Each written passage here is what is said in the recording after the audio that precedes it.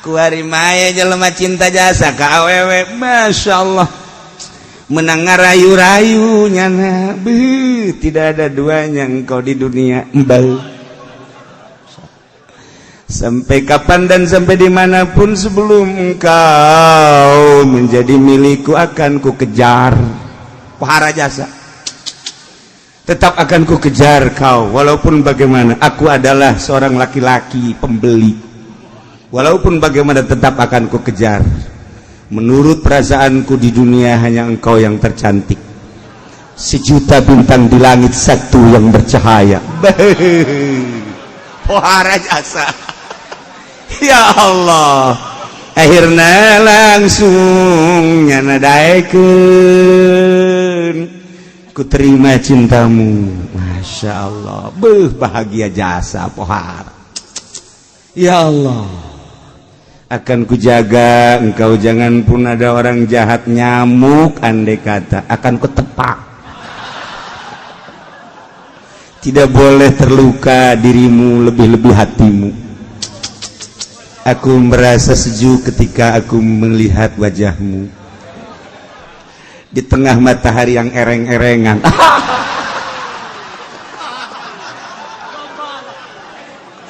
Masya Allah, karim. Akhirnya lalakina menyintai kawawedawan agak gitu kena saling menyintai. Tapi ngaran ge lalaki mah gombal, neuleuh awewe anu leuwih geulis deui, padahal mah bobogan geus sataun 2 tahun. Pindah cintana kanu sejen, tinggal awewe bae ngap bae. Masya Allah, surga yang kau janjikan, neraka yang kau berikan. Manis yang kau janjikan tapi pahit yang kurasakan. Oh, pohara jasa. Dulu kau berlutut di kakiku untuk mendapatkan cintaku hingga terbuka hati-hatiku, pintu hati. Oh, pohara jasa itu bahasa. Ya Allah, ya Rabbi, pohara. Tetapi setelah aku mencintaimu, engkau begitu mudah meninggalkanku. Akhirnya mesantren ke Grogol. Pesantren ke Grogol akibat cinta, kemudian putus cinta anak ke Grogol. Cinta motor putus motorna Grogol bagi anak, cinta mobil putus mobilna Grogol bagi anak, cinta wanita putus jeung dipakai ka cintana Grogol bagi anak, mesantrennya di Grogol. Impuls. Urang teh lamun nyuratan kakak bogoh ku ari teh. Engkau adalah kekasihku tercantik di dunia. Tidak tahan aku ketika aku memandang wajahmu. Terik matahari yang panas menyengat ketika aku melihat wajahmu, teduh rasanya. Eta pohara jasa, tetep pohara jasa. Pohara jasa. Berjuta bintang di langit satu yang bercahaya. Masya Allah. Wassalam Jeki. Dibaca kok itu ngaleket teh. Eta bisa teh asa jauh jeung nyana. Jauh teh jeung bebene. Urang bisa kos kitu. Ketika urang hareup-hareupan jeung bebene, wajahmu dia tolol atuh. Geus lain ulah-ulah geus wajahmu geus deket mah toel. Geus toel, geus ulah wajahmu kuari mah geus. Geus bae langsung toel. Urang lagi peureum ge ditoel-toel terus. Geus lain wayah ngomong. Lamun jauh urang ngomong. Lamun deket ba atuh geus sulit aku berbicara di hadapanmu.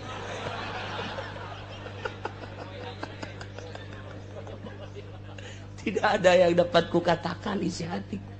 Andai kata engkau bongkar, engkau belek, ini di hatimu hanya ada bibirmu. Waduh, suara jasa panetan. Oh, tidak ada kata-kata yang patut diucapkan di hadapanmu kecuali hanya ragapan-ragapan. Ya keur carita jauh mah urang bisa jeung surat, deket mah teu bisa. Entah bisa orang dijauh mah dijauh santri kayak kukala sok kadenge. Halo, Sarwiti I love you. Coba deketkeun ta awewena. Tek ceuli datang ka bisa. Aku cinta padamu. Wow, galedeg sing geleger. Moal bisa. Tak ieu ge ka Allah, nu jauh bisa. Alhamdulillahirabbil alamin. Terjemahkeun ku hate. Terus Ar-Rahmanir Rahim Maliki Yaumiddin terjemahkeun ku hate jauh jeung Allah. Masih jauh. Amun deket mah sia naonan cek Allah. Atuh aing aya di diri sia sih. Sia make jeung alhamdulillahan. Allahu akbar. Atuh geus nyawa aing akbar ku sia kunaon disebut. Atuh kumaha atuh? Atuh lah disebut atuh sia aing geus aya di dinya. Mentak salat lagi beda.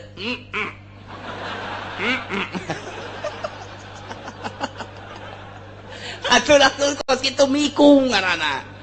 Mantak tetep syariat dan syariat ngan geus liwat ti syariat alamna kuali geus alam tariqah geus salat lagi geus lain deui asa aya Allah Allahu akbar geus lain Allah nu maha agung geus hese eta mah hese diterjemahkeun heula sebab salat perasaan kamari keur di syariat nyana Allah yang maha besar subhana rabbiyal azim wa bihamdihi maha suci Tuhanku yang maha agung eta mah terjemahan ketika jauh jeung Allah pasti kos kitu ketika geus deket jasa jeung Allah wa nahnu aqrabu min hablil warid asa kadeuleu Allah teh kamari mah asa dideuleukeun kamari mah asa neuleu aya asa dideuleukeun mah jauh keneh ieu asa neuleu ka Allah teh deuleu ka Allah emang deuleu ka Allah kumaha pan aya asma sifatna ayeuna lezatna mangke urang edan moal kuat Kangjeng Nabi Musa ge neuk neuleuh Gusti Allah di Gunung Tursina eta teh